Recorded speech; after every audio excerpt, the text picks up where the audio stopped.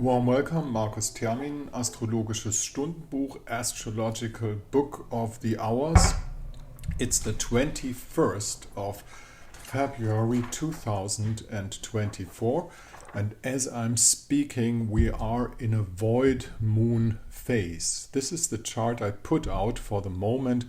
When the moon changes the sign, it will come from the sign of Cancer to the sign of Leo today in the afternoon, 20 minutes before 3, 20 to 3 this afternoon. And we have the void moon as I'm speaking in between 8:30 in the morning and around 3:30 in the afternoon.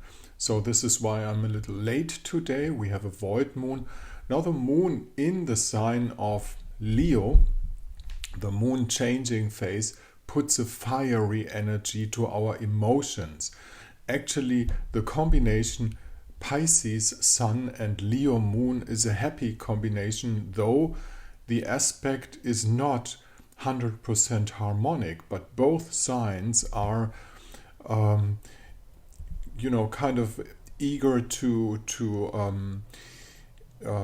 celebrate happiness of life. The Piscean peoples are it if they are not depressive, civilization can make them depressive, but naturally Piscean people are celebrating happy people, Jupiter people.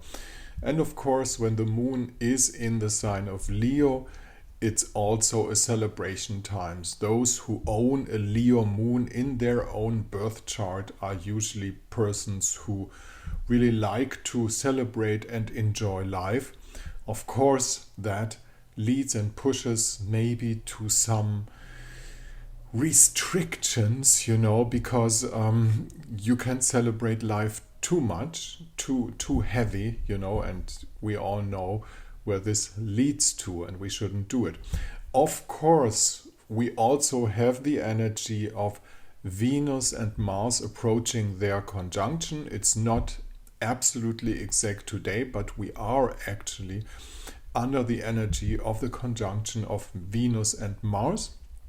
I put out something about that yesterday. The Venus and Mars conjunctions occur around every 2 years and they change signs pretty often, and it's an interesting conjunction because it's really about the relationship of male and female, which is the basic of nature, civilization, and everything, as old Greek philosophers knew.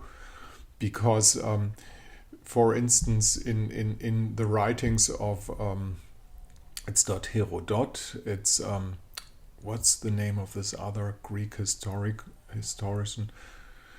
I don't know that yet. Doesn't occur Herodot. Hesiod. He's the one who wrote the Theogony, and he said, well, Eros was the first of all gods in general. Well, if we have it on the background of Aquarius, it's about relationship and freedom and arguments of liberating your spirit.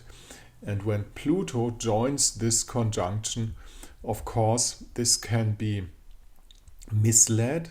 Anything that is on a bad road, and has a unsecure foundation by wrong thinking, like the social engineering practices that we witness, then it's there's no good coming out of a Venus-Mars conjunction with Pluto in Aquarius. That just means that there's a regulatory attempt to cage people in somehow, in a Pluto in Aquarius, in a kind of society that has Plutonic aspects by taking private liberties from you. This is the negative input, the negative outcome. But on the other hand, and we are the one to decide, there's a positive outcome, and the positive outcome also is free yourself in relationship, free yourself with relationship, and make it Plutonic, make it transformative. You know, when Voyager passed by Pluto, it discovered a really giant white heart on Pluto's surface. You know, that changed a little bit the view on Pluto. Pluto is transformative. It must not be, well, whatever needs to be transformed, sometimes it has to be destructed before that. And that's the bad side of Pluto. So in transformation, there may be also destruction, but it's should I say that? It's the ashes that fertilize the ground, you know, and if we do that on a private and personal level and controlling it by our own spirit, it must not be on the bad side, must not be on the destructive side. Thank you very much for listening. If you want to find out about Leo Moon, Pisces Sun, Venus and Mars being in conjunction in the sign of Aquarius and how that fits in your chart, just use this mail address to get in contact. Time, place and date where you were born is needed for that, and down here at my blog site you'll find the conditions for a consultation.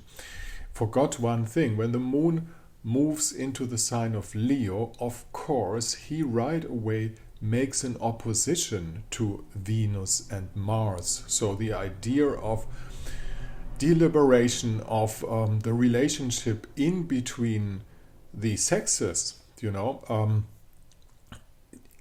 is in opposition to let's just have a happy celebration moon in the sign of Leo.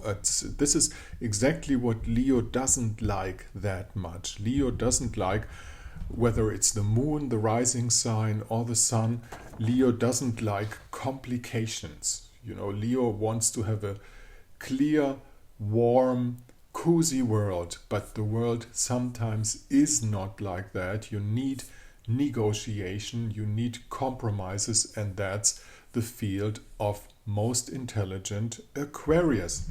So we have to balance this out today and the day to come on a private level and on a bigger level, on a bigger scale. And I'm sure mankind will succeed with that. Thank you for listening. Markus Termin, Astrologisches Stundenbuch, the 21st of February 2024.